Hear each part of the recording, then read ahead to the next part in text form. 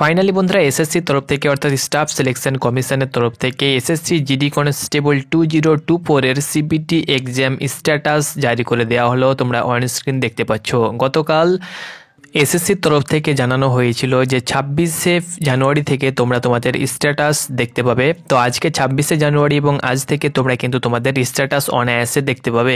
দেখো স্ট্যাটাসে যেটা তারা বলেছিল তার থেকে বেশি কিন্তু এখানে দিয়ে দেওয়া হয়েছে, অর্থাৎ তোমাদের শুধুমাত্র বলা হয়েছিল যে এক্সাম ডেট শুধুমাত্র দেখাবে, কিন্তু এখানে স্ট্যাটাসের মাধ্যমে তোমরা কিন্তু এক্সাম ডেটের পাশাপাশি কোন শিফটে তোমার পরীক্ষা এবং এক্সাম টাইম তোমরা দেখতে পাচ্ছ, কোন সময়ে তোমার পরীক্ষা সেটাও কিন্তু তোমরা অনস্ক্রিন দেখতে পাচ্ছ। এবং তোমাদের যে স্ট্যাটাস সেটা কিন্তু অ্যাপ্লিকেশন অ্যাকসেপ্টেড স্ট্যাটাস কিন্তু এখানে দেখাচ্ছে, অর্থাৎ তুমি তোমার এক্সাম ডেট দেখতে পাচ্ছ, শিফট দেখতে পাচ্ছ, এক্সাম টাইম এবং অ্যাপ্লিকেশন স্ট্যাটাসও কিন্তু তোমাদের অ্যাকসেপ্টেড রয়েছে, এটাও কিন্তু তোমরা দেখতে পাচ্ছ।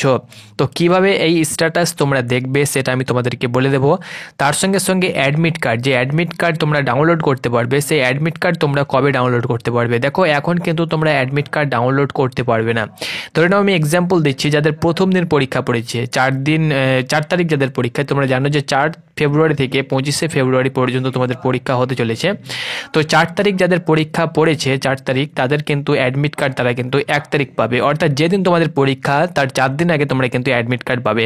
অর্থাৎ এই ভাইটি দেখতে পাচ্ছ 17/2/2025 তারিখে পরীক্ষা, অর্থাৎ সে তার অ্যাডমিট কার্ড ডাউনলোড করতে পারবে 13ই ফেব্রুয়ারি, 4 দিন আগে সে কিন্তু তার অ্যাডমিট কার্ড ডাউনলোড করতে পারবে। তো এইভাবে তোমরা কিন্তু অ্যাডমিট কার্ড ডাউনলোড করতে পারবে সেম প্রসেসে। তবে এখন শুধুমাত্র তুমি তোমার স্ট্যাটাস দেখতে পাবে, এই স্ট্যাটাসের মাধ্যমে তুমি কিন্তু সেইভাবে তুমি প্রিপারেশন নিতে পারবে সেইভাবে। এবং তোমার যে টেনশন ছিল যে আমার স্ট্যাটাস, আমার ফর্মটি রিজেক্ট হবে না অ্যাকসেপ্ট হবে, আমার কোন দিন পরীক্ষা পড়বে, সেই টেনশনটাও কিন্তু তোমার দূর হবে এই স্ট্যাটাস দেখার পরে। কারণ অনেকে চিন্তিত থাকে যে আমি হয়তো শেষের দিকে এক্সাম নিতে চাই, বা আমি প্রথম দিকে এক্সাম নিতে চাই, বা যদি শেষের দিকে পড়ে তাহলে আমার এক্সামটা ভালো হতে পারে, আমার প্রিপারেশন ঠিকঠাকভাবে হয়নি, বা অনেকে এরকম ভাবতে পারে যে আমার হয়তো ফর্মটি আমি খুব একটা ভালো ফটো আপলোড করা হয়নি হয়তো, বা আমার ফর্মটা রিজেক্ট হয়ে যাবে। তো এরকম একটা অনেকে চিন্তিত থাকে। তো সেই চিন্তা কিন্তু এই স্ট্যাটাসের মাধ্যমে দূর হয়ে যাবে। অর্থাৎ তোমার ফর্মটি যদি অ্যাকসেপ্টেড হয়ে থাকে তাহলে কিন্তু তোমার এক্সাম ডেট, শিফট এবং কোন সময়ে তোমার পরীক্ষা সেটা কিন্তু তুমি অনায়াসে দেখতে পাবে। তো চলো কিভাবে এই স্ট্যাটাস দেখবে সেটা এক নজরে তোমাদেরকে বলে দিচ্ছি। তো বন্ধুরা স্ট্যাটাস দেখার জন্য গুগল বা ক্রমে গিয়ে তোমরা টাইপ করবে ssc.government.in, এটি হলো তার অফিসিয়াল ওয়েবসাইট। এখানে তোমরা নিচে যাওয়ার দরকার নেই, এখানে তোমরা লগ ইন এবং রেজিস্টার্ড বলে একটি অপশান পেয়ে যাবে, এখানে তোমরা ক্লিক করবে। লগ ইন এবং রেজিস্টার্ড অপশানে ক্লিক করলেই তোমাদের আরও একটি পেজ চলে আসবে। এখানে তুমি তোমার রেজিস্ট্রেশন নাম্বারটা পেয়ে যাবে, তুমি যে ফর্ম ফিল আপ করেছিলে সেই ফর্মে কিন্তু তোমরা 100 এরকমভাবে তোমাদের রেজিস্ট্রেশন যেটা সেটা দেখতে পেয়ে যাবে, সেটা তোমরা এখানে দিয়ে দেবে। এবং যে পাসওয়ার্ড তোমরা ক্রিয়েট করেছিলে সেই পাসওয়ার্ডটা এখানে দিয়ে দেবে। যে সাইবার ক্যাফে তুমি অ্যাপ্লিকেশন করেছিলে সেই সাইবার ক্যাফ থেকে তোমাদের পাসওয়ার্ড তৈরি করে দেওয়া হয়েছিল, বা তুমি যদি অ্যাপ্লিকেশন করে থাকো তো তুমি যে পাসওয়ার্ড ক্রিয়েট করেছিলে সেই পাসওয়ার্ডটা দিয়ে দেবে। যদি কোনো কারণবশত তুমি তোমার পাসওয়ার্ডটি ভুলে যাও তাহলে ফরগেট পাসওয়ার্ডে ক্লিক করে তুমি কিন্তু তোমার পাসওয়ার্ডটি ফরগেট করে নতুন পাসওয়ার্ড বানাতে পারবে। তারপরে যে ক্যাপচা দেখতে পাচ্ছ, ক্যাপচা দিয়ে তুমি যখনই লগ ইন করবে তখনই কিন্তু তোমাদের কাছে আরও একটি পেজ খুলে চলে আসবে তোমাদের প্রোফাইল।